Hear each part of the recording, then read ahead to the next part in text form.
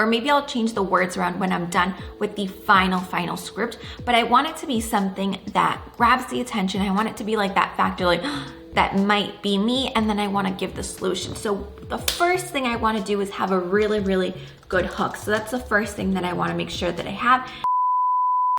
So it's Friday, 1:45 p.m. and as you guys have followed along in Instagram stories, this week we did an on-site content creation shoot, which means that my schedule kind of changed in the way that I normally would do things. I would normally sit down, plan my videos latest by Wednesday, filming day Thursday, which you guys know, and then we're done. We're off to post-production.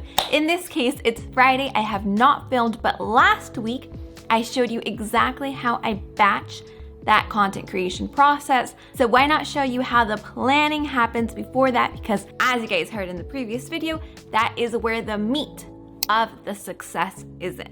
It's in the planning. The wind today is on a whole nother level, so I hope it's not making that much noise. So first of all, welcome to the calendar where everything happens. So on my calendar, what I love to do is actually create different calendars right here on the left-hand side for each different department. As you can see here on Friday, we have already 2 of the videos in green of what I'm actually supposed to be recording. These are ideas that come to me and I'll write them down on a little note on the regular application. And that way, when I'm thinking of, okay, what do I want to talk about this week? I'll go there and I'll see what's the best fit. So as you can see, for this week, right now, we are planning why creators aren't profitable and how I plan my videos, what you should do before filming, which is exactly what you're watching. So right here, this is the most important part. And yes, I can do this on so many other applications, but honestly, doing it on here is just the best way for me to have everything centered.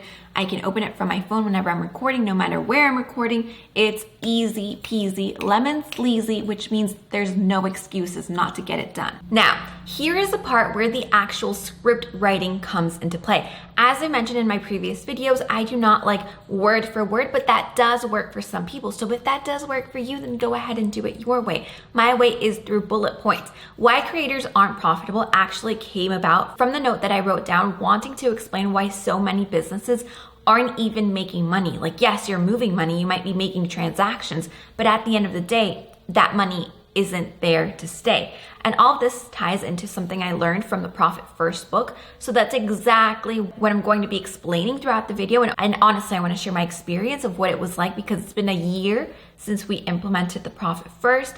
And I also want to share the banks that I'm using because it's really important that you find yourself a good bank, especially without fees and all that stuff, because honestly, it's pointless right now, in my opinion, to be working with a bank that's charging you fees. Not smart.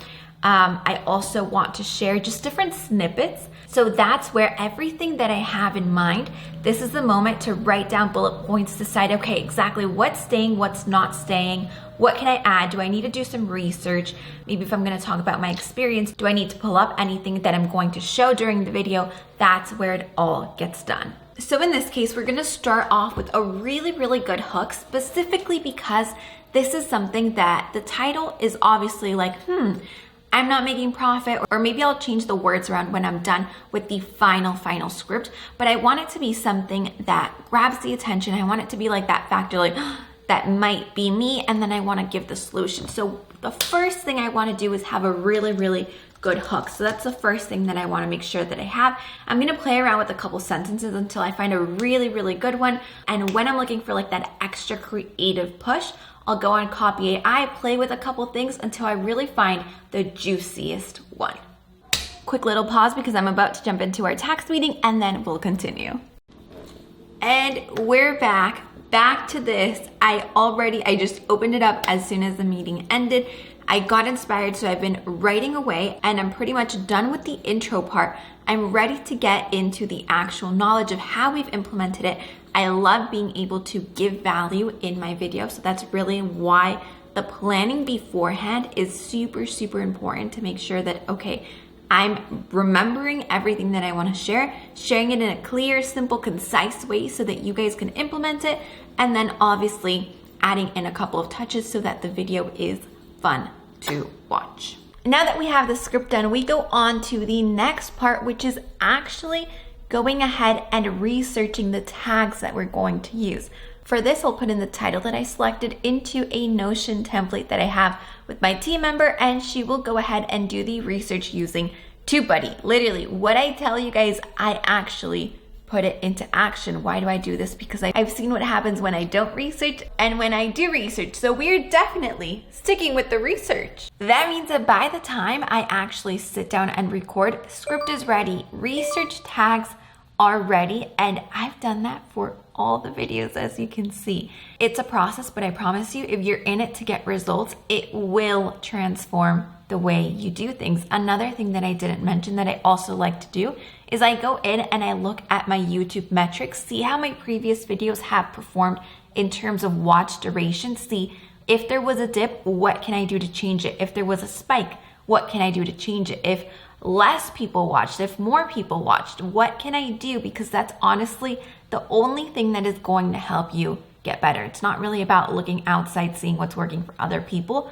but you internally in your videos, your style, your audience, your community, what do you guys like the most? What do you guys stay to watch the most? And how can I keep doing that even more and more? So little checklist moment. We came up with the idea. I picked a title from it, right? I can do that using TubeBuddy, or I can just think of something and then I'll confirm that title with the research tags that are really performing. We did our script and the research tags. Now I can go ahead and design the thumbnail before, or we're off and we're ready to record. Now this doesn't happen all the time, but it did happen right now. I was on my way to go film this video that we just finished scripting, but I realized that I could take this video up a notch. In the video, I'm actually going to talk about the bank I use, right? Like I mentioned.